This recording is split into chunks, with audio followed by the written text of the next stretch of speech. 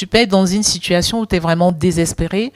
Tu as un témoin comme Sandra qui te dit ce soir, ne lâche pas et que c'est à toi, comme je le disais tout à l'heure, tu es la tête, t'es maître de ta vie et ne lâche pas, accroche-toi, viens dans la communion fraternelle. Tu peux être chez toi.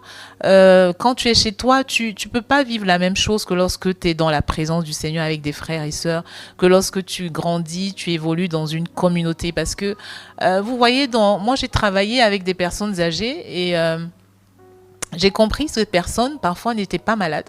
Mais c'est le fait de vivre parfois seules chez elles, qu'elles étaient isolées, qui les rendait malades. Parce que l'être humain, l'esprit, n'aime pas l'eau vide. Et l'eau vide doit être comblée par quelque chose. Donc, quand on est seul chez soi, par exemple, et qu'on ne voit personne, forcément, c'est les démons qui, si tu ne crois pas, et même si tu crois, il faut être très fort pour pouvoir résister, c'est les démons qui vont prendre possession de ton environnement et qui vont commencer à te parler. Et parfois, j'ai vu ces personnes-là parler toutes seules parce qu'elles étaient seules. Elles pensaient être avec des personnes, mais elles parlent toutes seules. Elles parlent à qui? Aux démons ou aux esprits, comme on peut le dire et tout.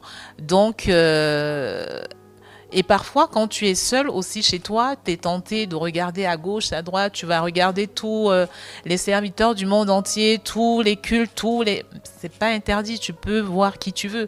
Mais si tu te nourris de trop, c'est comme si tu mangeais 10 plats en une journée. Qu'est-ce que tu vas avoir? La gastro, tu vas avoir mal au ventre. Donc, c'est bien d'être planté, d'être fidèle quelque part. Et aujourd'hui, il y a tellement de choses qu'on nous montre sur les réseaux sociaux qu'il faut être vraiment rempli du Saint-Esprit, avoir le discernement pour comprendre que là, c'est bon et là, c'est pas bon. Donc, si tu es dans cette situation où tu es seul chez toi, ne reste pas à la maison, viens dans la communion fraternelle, fais-toi violence et c'est comme ça que tu vas pouvoir, parce que comme je le disais tout à l'heure, c'est comme ça qu'on devient paresseux aussi. Donc, sors de cette paresse. Sache que le Seigneur t'aime et qu'il t'attend.